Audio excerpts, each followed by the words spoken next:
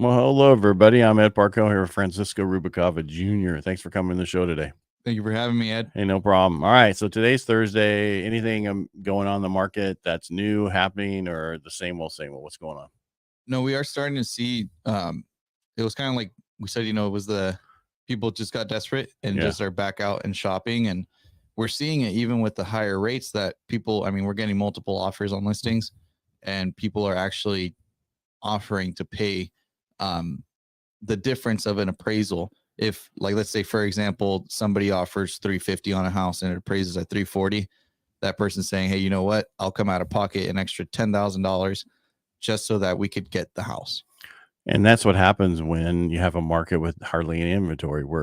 I think we're short. We need 2.5 million homes just to be balanced in California.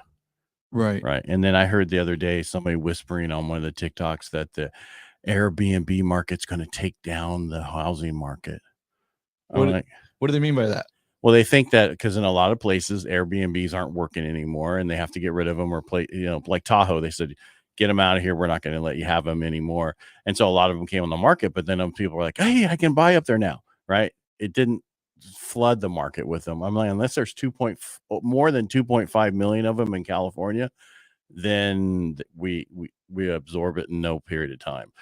I don't see that in California. Places like Austin, Texas, where there's a lot of them, and what they're getting rid of them is because of the fact that the taxes went up so high on them. And when it's an investment property, you go whatever the value of the house goes up, that's your new tax rate at 3%. So if your house goes up $100,000, your taxes just went up $3,000 a year. So do they mean like appreciation wise? No, they're saying that it's going to like destroy the housing market. Like it's going to cause the bubble to happen. And I'm like, you guys have no idea what you're talking about. That you're just throwing that out there to get people to get worried about it, to put their house on the market now as a Airbnb and sell it so they can get it sold real quick so these people can buy it. I have no idea what they're thinking. There's still so much demand for rentals though, I know Airbnb because.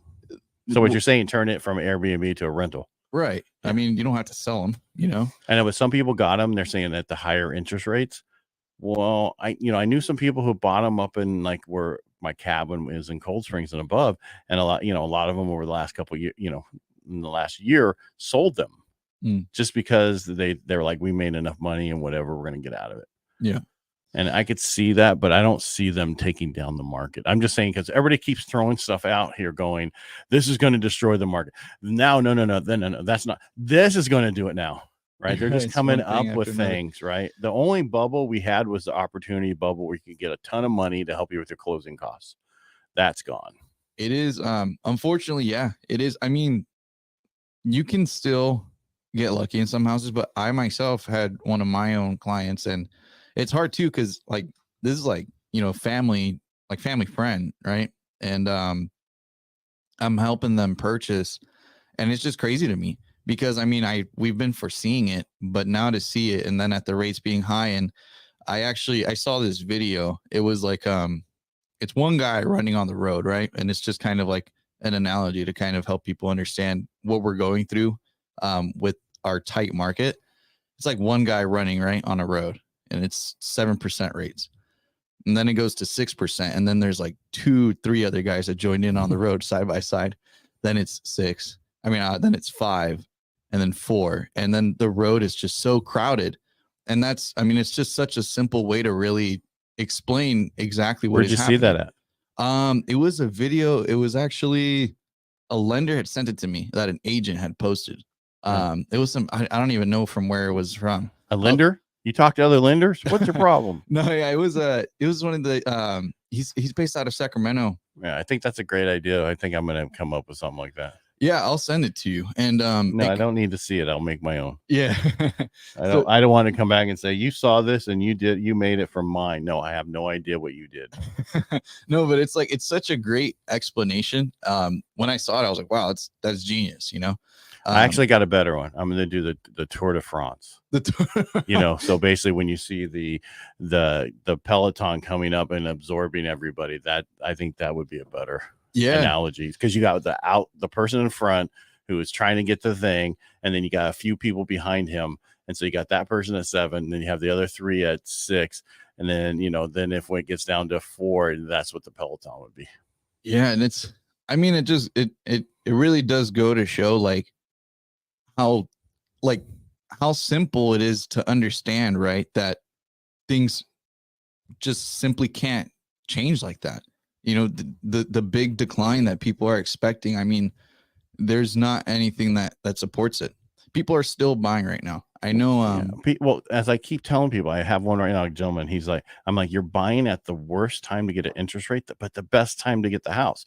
If you wait for the best time to get the interest rate, you're going to pay another $50,000 to $100,000 for that house, depending on the price of that home. Houses are going up 10% this year, so $500,000 house is going up $50,000. Just that's easy numbers to do. You're going to pay way more in the value of the house to get a lower rate, where you could get cheaper house now, pay a little bit more in payment, and refinance in a year and a half to 2 years. And the reason I say that is because we have no idea when these rates are coming down, because this government is not working with the Fed. Yeah.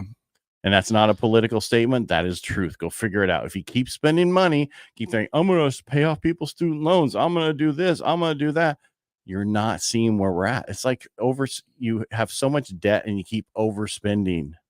Yeah. That's where we are. This is what the United States is somebody who has a credit card problem and they don't have enough money coming in, but they want to keep spending like they do.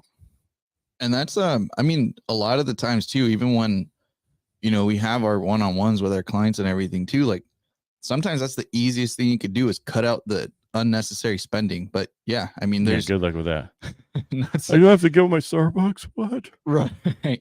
I mean, again, I mean, and it's nothing that, we say to like kind of poke at. I mean, granted, you do what you want, right?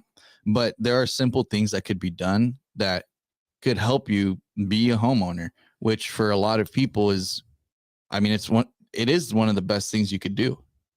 And you start building your equity, and not a lot of people, because, and again, I mean, a lot of the times you have someone going from a $2,000 rental to a $3,000 rental. The $1,000 increase is like, man, those $1,000, but they're not realizing the $2,000 is going into the garbage. So it's like they don't understand it's an investment in your future. The problem everybody got so spoiled by those 2 years that it's cheaper than renting. Okay, let's do it. It makes no sense at all not to do it.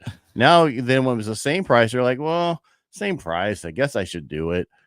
Now it's over that. It's over my price. I could save money by renting. Yeah. But you don't really, I mean, it's a simple. You follow me? That's their logic with that. Sometimes people think how easy it is just to do nothing, and they're better off they won't make a mistake if they do nothing. Because if they lose out on it, well, I didn't have the money. Yeah, it's even like I have a client right now too who, congratulations, you have a client. No, he had sold his house. I helped him sell his house a while ago. It was like a divorce situation, and he had just started. He didn't want to buy right away, and this was probably back like a year and a half, 2 years ago. Mm-hmm. Because he was like, I'm not sure, and I don't. He just didn't exactly know which way he wanted to go about everything. And I told him, I was like, trust me, like invest your money, you'll find something, and you're still at a point where things are comfortable. I think the rates at the time were like 5, which wasn't bad. But even then, that's what's crazy is when they were at 5, people were still like, that's too much. Right. It's like because of the how people got spoiled with those super low rates. Yep. And now but they needed 20,000 to 50,000 to go over asking every time, though. That's the thing too, is like first time home buyers at that time weren't that prevalent in the market. Like it was hard. You needed to have like a down payment like him, right? After selling a house or something. Most people buying cash from the Bay Area, selling their house and buying cash over here and up in Twain Hart or Tuolumne County, Calaveras County, everywhere they were, or Idaho or Texas or other places. They hate the Californians. Yeah. They hate us because we came there with cash and raised their values up so much that now they can't afford their homes. That's taxes. They can't afford the taxes on their home. If their home was paid off and retired, they're to a point where they're going, man, if this keeps going this way, we won't be able to afford this house.